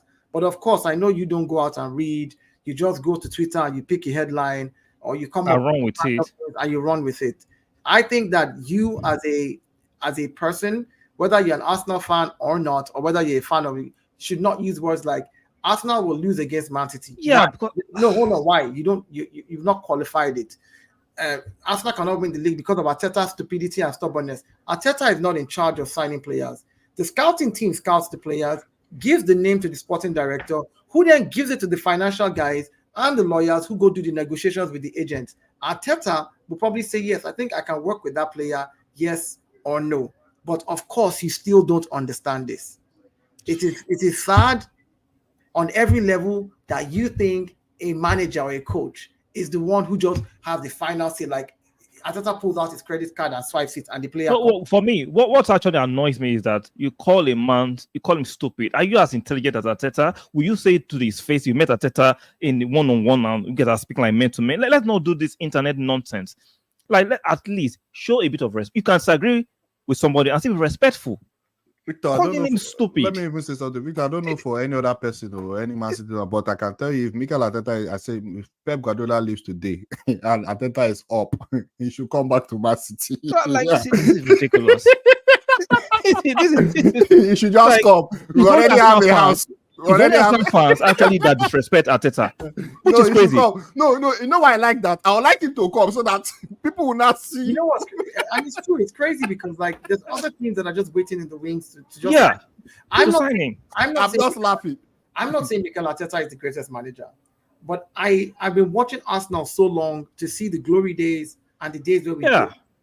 And I've also watched us come from where we've dipped to where a manager has taken us from inside the gutters, slowly worked on the back room, the staff, the agents, everybody, everything backroom staff first. Then he worked on his training crew. Then he started changing players. He took out players that we did not need, brought players that we needed, began building the squad. And these things take time. And I know you're going to come with the rhetoric of 800 million. Okay. No, I hear that. 800 million in 5 seasons. How much is that per season? He's probably spending 150, 160 million a year in every season. Can you say the same for a Tottenham whose manager has been there for 2 seasons and has spent 400 million? He spent over 220 million every year. Yeah, Tottenham is on track to do 800 million in 4 seasons, way less than what Mikel Arteta has spent. But people just don't like to put context around it. So I just never take people like that seriously. I try to ignore them. But if I get the chance I used to explain to them, I'll explain to them. So that they are stuck on what they believe. So see, I like what you're trying to do for the clarification, but some of them are just stuck on that. Because look at it from this perspective. We have players like Kolasinac, Bellerin, David Luiz, Mustafi, Socrates. Do you know those were clowns in different costumes? Rob, you two have started. Don't abuse them. No, you see, I say call them clowns footballing terms. I'm not abusing them. Like how they play. Now look at what they have built. Look at what they've built. They play their heart out for us. They only play to their capacity. Look at what we've built. As it can go. Look at what the man you are calling stupid has built.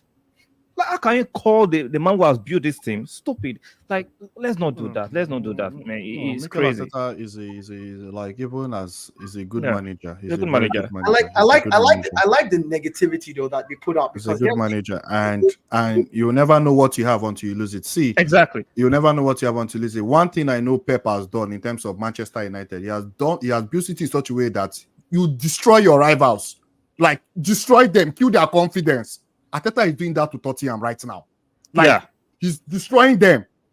So he's like what Arteta is doing. The trophies might not come now, of which we know. No, they'll start coming now. The person that I don't like when you try to seem like your president now, then you sneak in the bullshit at the end. No. The trophy it might come. May I even say but he's right. He is right. See, he's talking about the trophy. He said even if the trophies are not coming now, what he's building. He's building, and Pep might just be that person. Like even Klopp that was there for many years. You saw how Klopp suffered before he won one.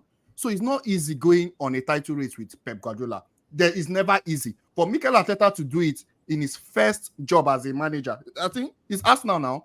His first. Yeah. Capacity so, as a full-time and not as assistant. Yeah, it's not easy. Klopp already has small experience with Pep from Germany. As a full-time manager, Mikel Arteta has. This is his 5th year. Yeah, 5th year. He spent 5 years on the job. It's not. I'll be honest with you. If Pep leaves and Arteta right now, the only 2 people. If Pep leaves and Arteta is up, I won't mind Inter Milan's manager. I won't mind Arteta. Those 2 guys. Who again can I think about? Maybe Xabi Alonso. Maybe Xabi Alonso. Those 3. But if Arteta is up, rather than him going to Barca, I would like anything they can do to bring him back. Because I hear some of these. I understand that a lot of fans want the same thing for their teams, which is you want your team to be successful. But I think success is also relative to subjective to each person. What you term as successful. Some people just see it as trophy. If there is no trophy, you are not successful. Fine, I agree to that. I think that is the essence of the game, to go and win a trophy. That's what the game is about. That's what the competitiveness of the game is about. But I did not start supporting Arsenal because of trophies. I started supporting Arsenal because I fell in love with the game. I fell in love with the club. I fell in love with the style of the game. I fell in love with how the club was, the things they did off the pitch. I fell in love with the players and who they were and their personalities and those things. So for me, when we lost all that essence under Wenger and we started having players who did not care about the club, players who did whatever they wanted, who came to it, people who just, abused the rules and the regulations, that part of Arsenal for me died. And that was where my love started to wane. And Mikel Arteta has come and has fixed all of that. Now it's time to add trophies, which is the essence of the game. The very essence of this is the competitive side on the pitch. So now the team has come to do that. And for people who say he hasn't won any trophy, he only won the FA Cup, 1 in 5 years. Okay, well, do your maths. He won an FA Cup with a team that was not his. Somehow, some way, playing a system that he had a back 3 for the first time in the history of Arsenal, and went on to win that FA Cup off the back of Chelsea and Man City. So when people talk again, and then after winning that, he had to eradicate over 2 seasons all those players. And by the 3rd season, where he had his own players, a few more of his own players, he got us into Champions League. And the season after that, he got us competing for the trophy and the league. And then last season, again, competing for the league. The first time we went for the league, nobody thought we were going to be in the race. That season, exactly. Everybody, Arsenal will make top 8 the way they are going. Because last season they just lost to Spurs by 1 point to make into you said all that talk, and then when he proves you wrong, you move the goalpost forward. Let's just take it easy. Let's look at where we are at, reanalyze it. We can criticize the team when they're bad, when they're down, and when they do stuff that is wrong, I'll criticize. But I won't sit here and just come up with negative nonsense. All right. Thank you so much. So let's do the last part of the show, which is to predict the outcome of tomorrow's match. So starting from Dio. 1-0. 1-0. I'm going for 1-1. Okay. I'm going for 2-0. I think to Saliba and Saliba. You guys are going for this score line. It seems people are no more scared, though. Like you guys are just. It seems like I told you, like you guys are bullshit. What like you guys are just calling the score line. I even respect Arsenal to know. Okay, good defense. It will be the 2-0 is respectable. Is a respectable score line. It's go with the flow. Yeah. It has to happen one day. Yeah.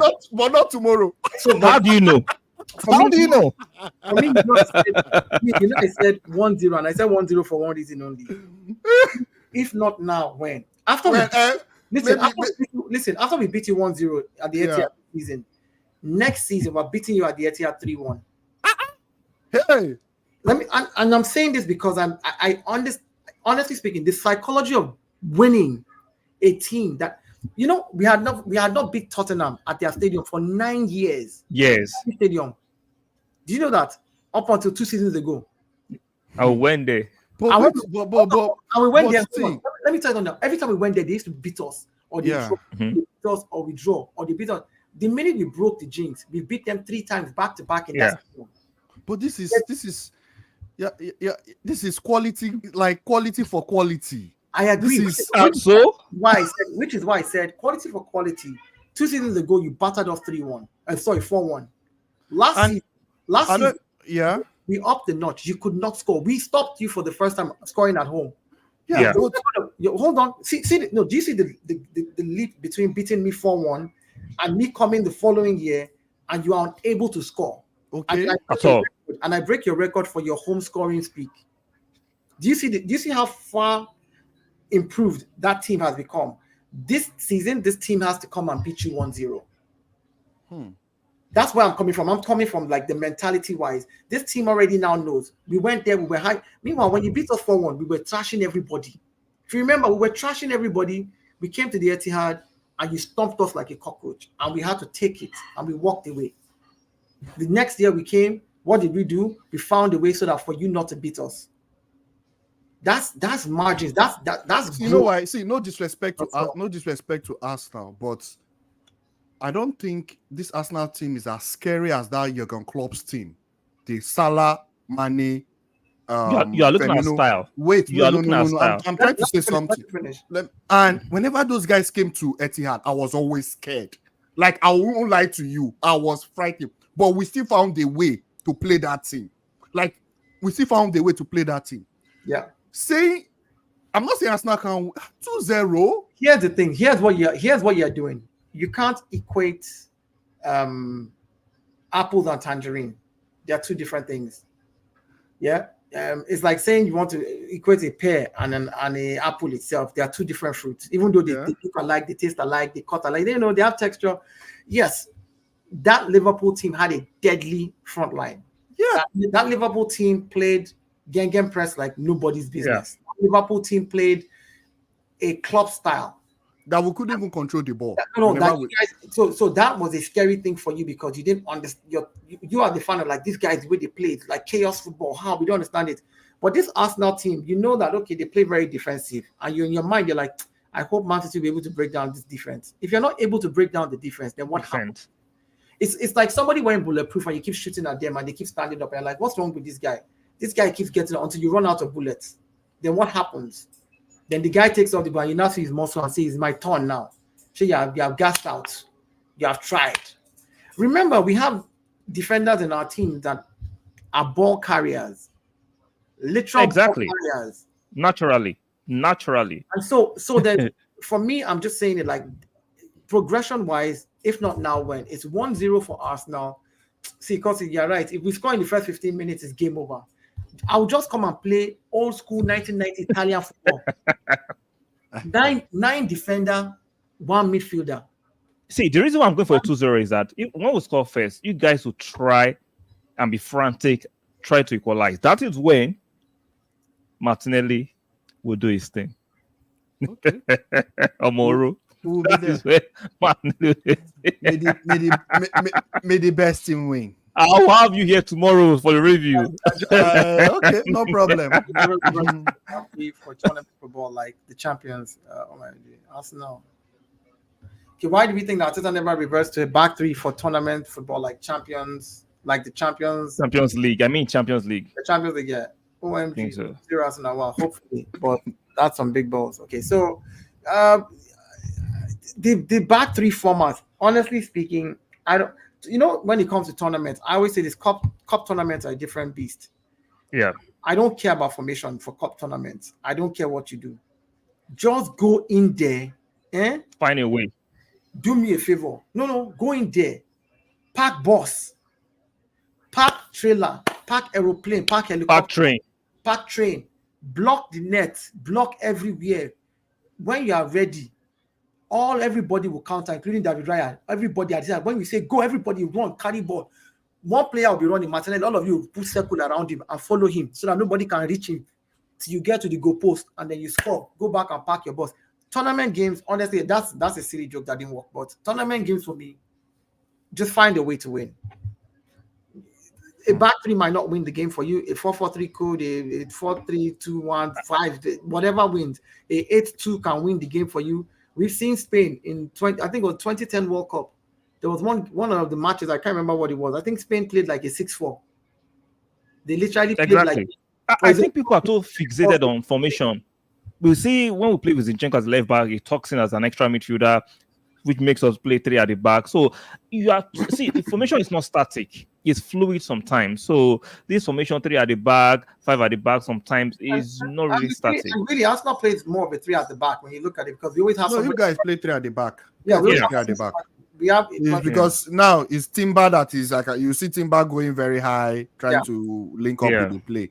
So you guys play 3 at the back, and even. I don't know. We'll see how the game goes tomorrow. Honestly, I'm really excited. Listen to this. The game is ending 1-0. Okay. And that's I'm sticking to my 2-0. I think they'll be frantic trying to equalize, and Martinelli will marshal them. So what if the game ends 4-0? I'll say this, right? I'll say this about Man City. It will not go in 4-0. It's impossible. I'll say this about Man City. Man City never gets frantic even when they go down. That's one thing I've studied. I've looked at them, I've watched their games, I've analyzed it, I've gone back. Because of this game tomorrow, I've gone up the last 5 games we played against Man City. Last 5, I've rewatched them over and over and over. I'll tell you what I mean by frantic. I'm not saying they'll be storming everywhere, as in they will not press you into your box. That's not what they do. It's at what do they do? The games I've watched, whenever they go, I've watched games where we played them. I've watched a couple of games where they were goal down. The minute they go down, what they do is they take a step back. They relax. They always relax. They relax. We don't go. We relax. They just chill. Let him finish. I'll rebut. Let him finish. I'll rebut what. Yeah. Whenever they pass the ball back, they pass back to the goalie, then they start passing from the back.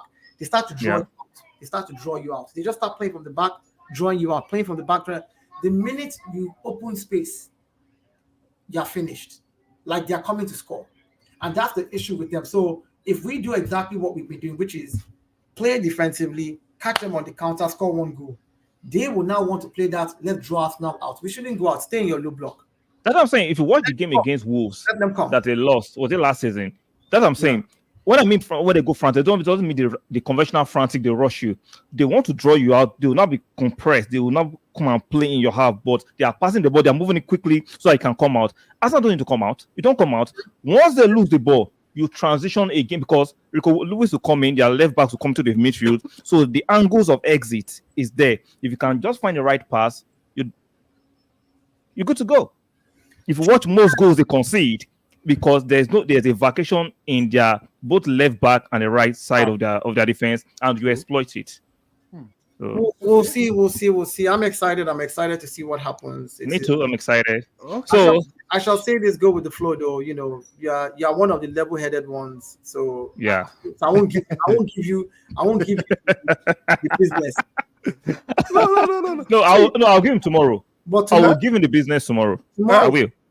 Tomorrow, I'll give you the business tomorrow. Tomorrow, when we win this game, whatever the outcome of this game is, at the end of the season, I want us to do a video, and I want to talk about why this Tottenham game and your game was so important at the beginning of the season for us now. Sure. The end of the season, when we win the league, I'll tell you why it was important. We lose the league, I'll tell you why it was important. That was important. Why we win these 2 games, not only for mentality or the points alone, but because of the fact that it is City and it is your worst rival, Tottenham, back to back. No, that is where your mentality has to become super grade A. For one thing I want to say, because I thought about this game. If Arsenal wins this game, it's 1 point, right? You guys go 1 point ahead. Ahead of you guys, yeah. Yeah, 1 point ahead of us. And that's why I said at this point of the season, if we lose, before you came on the show, I was telling Solomon that if we lose, I'll be upset and all that for a few hours, but I won't go like the league is over. We can't do it anymore. Because you won 4. Because I know there are still games, and I don't think Arsenal will it's go. because you won 4. No. Yeah, and my major fact is I just feel Arsenal like there are still many games to play, and there'll be ups and downs. There'll still be ups and downs. So you see, for you, that's a good approach for you, because you're like, there's money games, there's ups and downs. For us, if we look back at our history, 2 seasons ago, we were 8 points ahead of you. You came, caught up and won. Yeah. Last season, we were ahead of you. You came, you caught up. The battery of this one is dead. Yeah. So let me turn on another mic. This one on mic. Okay. You came, you caught up, and you won again, right? So my point is, at the end of the day, right, for you, it's a normal thing for you because you're like, oh, I've seen this done before. We were on the receiving end of the pain. So for me, as the Arsenal fan, I'm like, look, 1 point is important to me. I Sure. knew at 1 point. For you, it might not. You might look at it and say, hey, it is what it is. It's 1 point. For me, Because see, now you can come here now, win, and maybe by the time we'll be coming to the Emirates, we can just get a draw there, and things might go back to normal. I agree with you, but I'd rather things go back to normal than you have 4 points now and you come to the Emirates and draw, and then you're now 7 points ahead by the end of the season. What's the point of me now saying I'm challenging if I went 2 points down last season and then this season I'm going 7 points down? Like, it doesn't make sense. Speaking from the point that they've won it before, so you see, go the flow. And again, I know that if you check the history, the last 10 games for Man City, like towards the end of the season, when business matters, we always win our last 10. Like we hardly lose. So you're hoping you can maintain that form this season? I'm hoping it's not based on hope. I'm hoping to. I think I'm hoping to be the same because it seems that's like a fair way to look at it. It seems like the players know. Okay, at this point of the season, this is the last 10 games. This is when the business matters. If you want to go for the title, you just have to win all your games. You can't draw points. You can't draw points. At one point last season, I was so scared for that Spurs game. I thought if I lost that game, that was it. But I've seen this team handle pressure and come out. So if Arsenal win this game, yes, there'll be all talks, egos, people will talk, banter and all that. I'll be upset for a few hours, but I don't think I'll be like, the league is over, we can't do it anymore, and blah, blah, blah. You see what you said now is true because you've seen your team do it the last 10 games of the season, go ahead and just win all 10. We did it last season and we didn't win the league. You still won the league. We won 16 out of 18 games. We only lost one. He's speaking from the experience of what they've done before. So it's not being. Do you understand why it's hard for me to be like, look at what this man is like? Do you understand where I'm coming from? Like, we've done what you've. Do you know that in the history of the Premiership, somebody put it in here and I went to check it. In the history of the Premier League, only 11 teams have won the league with more than 89 points. We had 89 points last season, and we didn't win the league. They win the league. So you can understand why it is a mountain to climb where you're like, there's a higher threshold. There's a higher threshold. You're all welcome to the Etihad, to the VIP section. To the empty yard. It's an empty yard. There'll be jollof rice. There'll be so many things. There'll be small chops. There'll be dessert for your pain. Anybody wants to the empty yard? What are you talking about here? If you want to invite me somewhere empty yard, is what you want to invite me. Okay, you will leave. You know, I'm happy. It's empty, but I'm very sure you will leave empty-handed. We're not leaving empty-handed. We are taking everything you own. Wow. We are coming to take everything you own. You are leaving empty-handed. Everything you owe there, we are coming there to take it. We are coming there to take it. Fact, you know what? I'm going to hear it. You're coming. You know when you have plans to go and do something, you end up leaving empty-handed. I want to be level-headed today. You come and you have asked for it, and I shall give it. Exactly. In fact, do you know that it took your club 55 years to win your first Premiership? Do you know that? Exactly. And now you kept taking noise. It's not his fault. Only Zokuso. See, let me tell you something. No, Dayo, let me explain something to you. The secret here is for if Mikel Arteta goes bad tomorrow, he will win tomorrow. He's not going bald. Come on, he's not going bald. When I was winning doubles and I was getting 13 top flight Premiership trophies, including the Premiership, you were in Division 2. Exactly. You're not even in Championship. Wait, now just because you now had some people that came from the Middle East with money, financial doping, illegal business, yahoo, and they wanted to come and make sure that they get 114 points, beat every team, but they did not realize that they're going to meet teams that will push them to the limit so that they'll go to 115, and that's why you now have 115 charges. Exactly. So you don't know that your whole trophy. You saw what they wrote recently. Your lawyers are considering the fact and considering the options of what we see. Have you seen the litany of lawyers they've hired? Because of you, I'm removing my belt. So we're not guilty yet now. Let the court decide.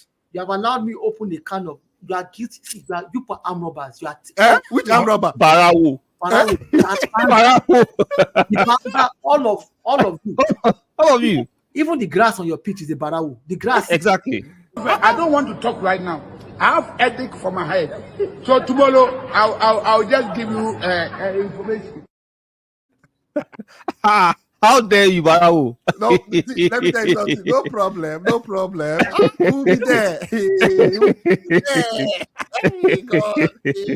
Oh, what a show, man. Shout out to you guys for giving me your time. I really appreciate it so much. Thank you, Dayo. Thank you, Go With The Flow. This has been a very, very interesting show, very educational, very informative, very witty. Shout out to you guys for your time. And shout out to everybody in the chat. I really appreciate you guys so much for joining us. From Cyrus, Matthew, Mr. Efosa, let me see, Victor, even though you came with a controversial one, Kositi, to Jay Ferguson. So shout out to all of you for spending your time with us. You could be doing any other thing with your time, but shout out to all of you. Really appreciate you for your kind gesture for spending your time with us. So, Dayo, last words. Final words, Ahmed, take heart, go with the flow. It is well with you. Amen. I understand that you guys are trying to make all this 5 pits noise, but come the end of the season, you're welcome to come the parade and do the parade with us and celebrate with people who are going to have their 14th, and I use the word 14th again, top flight English trophy, the EPL, right? So I know you have a few, but you haven't caught up yet. And you've had 20 years and I haven't won. 20 from club dance they start. Hold on, you've had 20 years. Now from club dance they start. Let him talk. Can I finish my speech, please? I don't know. Moderator, please moderate this Man City fan here. Let me do that. Sorry, my apologies. I've done that. Because I was trying to be civil throughout this whole thing, but then he started throwing jabs. So I have to make sure I throw jab before I leave you. Final words. You have had 20 years to win 4 tournaments each, which would have been giving you 80 trophies, and you'd have surpassed me in trophy collection by now. And I haven't won anything in 20 years. I've just been sitting down there watching you, waiting for you to catch up. And you haven't caught up yet. That says a lot about you, not about me. Now that it's my turn to start winning, oh, my brother, I will rub it in your face. Just tell all these Man City fans, I'm coming for you. We will be there. We shall be there. You hear that? We are coming for you. We will be there. You did hear that? All right, no problem. So what do you have to say? Your last words. The last time Arsenal won the league, Twitter was not yet founded. X. Yeah. Not even TPS2 do you want us to go low? Do you want us to go low? I don't even think PS2 was. Show walking. Put our blood on this P. God will punish you. Arsenal need to show working. Dayo, the last time you guys won the league, you see this camera you're using, it was not yet. God will punish you. This camera you're using was not. God will punish you. No, let him speak. Let's not be biased. Let him speak. Okay. To be honest with you guys, now football now, Panther aside. That, you know, I've always said if there are teams I don't like facing are the teams like the Atletico Madrid, the Inter Milan. Yeah. Because I don't like facing those kind of teams. Because I know whenever we face those kind of teams, we suffer. I was so scared whenever we played against Ole under Manchester United. That guy dealt with Pep. He dealt with Pep. And Mikel Arteta is now adopting. I'm even surprised. I swear to God, I didn't know Mikel Arteta had this kind of football inside him. I swear. I didn't know Mikel Arteta had this kind of football inside him. You didn't know? This kind of style. Have you heard me call him Diabolical Arteta? I swear. Diabolical Arteta. And since he's adopting this style, I'm worried. I won't lie, because I know we suffer from this kind of style of play. We suffer from it. But I still have confidence we'll be able to control and limit the counter attack. That's why I'll say counter attacks. Based on the fact you guys are very good defensively and we're very good attacking wise. Like I said, it will be a very boring game whereby there'll be too much control, to be like a chess match. And that's why I said it will be a draw, 1-1 draw. Okay.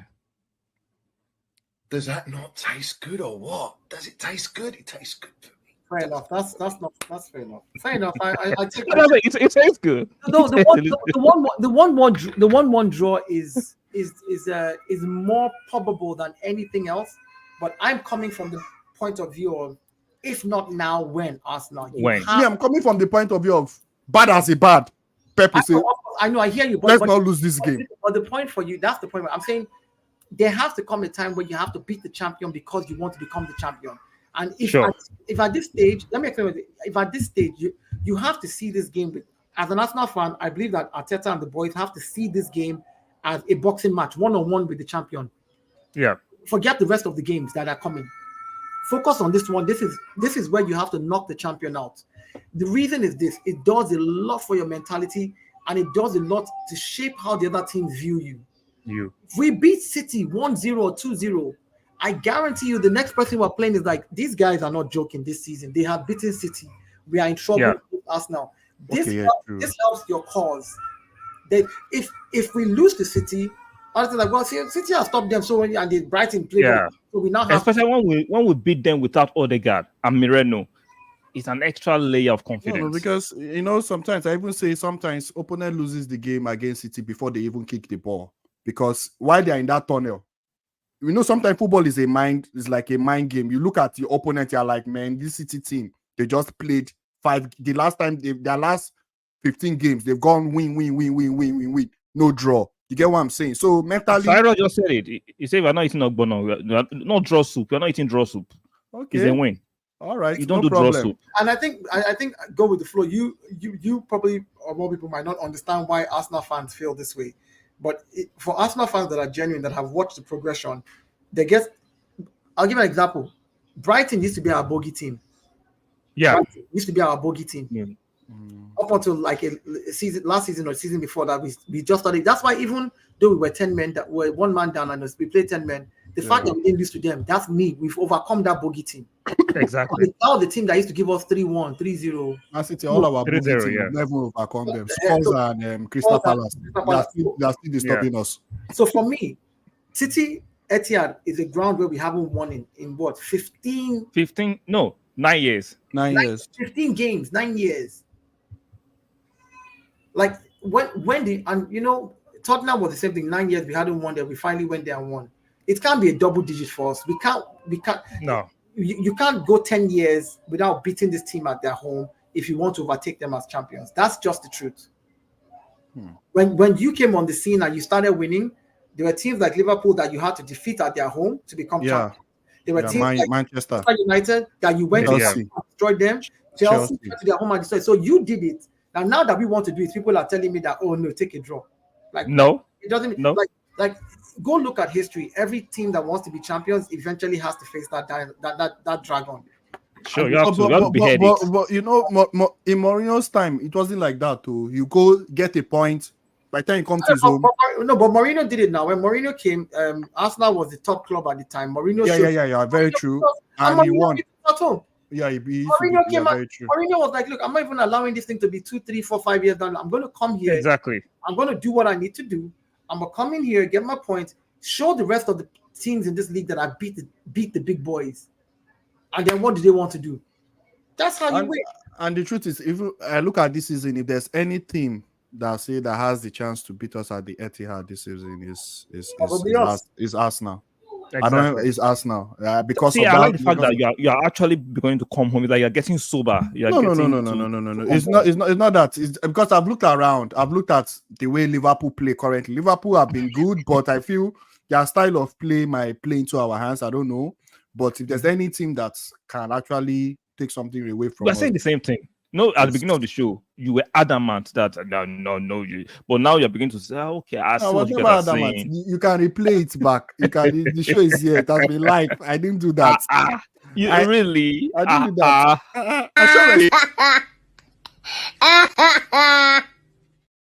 Job. Okay. You guys have done a good job. You guys have done a good job. I always say. Thank you for acknowledging that. Thank you for acknowledging if my defense was as sound as you guys, I swear I would just be sleeping. I won't be watching it. I'll just look at the City game. I'm like, okay, we've won this game, no problem. But honestly. So thank you for the time. Go with the flow. It has been an enjoyable stream. Thank you so much. Even though you can be a pain in the butt, but you've been actually you provided quality. You provided quality. Shout out to Dio too for actually adding quality and wittiness to the stream. Thank you so much, and thank you for the guys in the comment section. We actually appreciate your time for joining us. So that'll be all for today. We'll see you guys on the next one. Keep supporting us now. Hopefully we'll win tomorrow. We can gather here and I'll try and bring over the flow. I don't know what mood it will be after the defeat tomorrow, but I'll try my best to actually drag him here.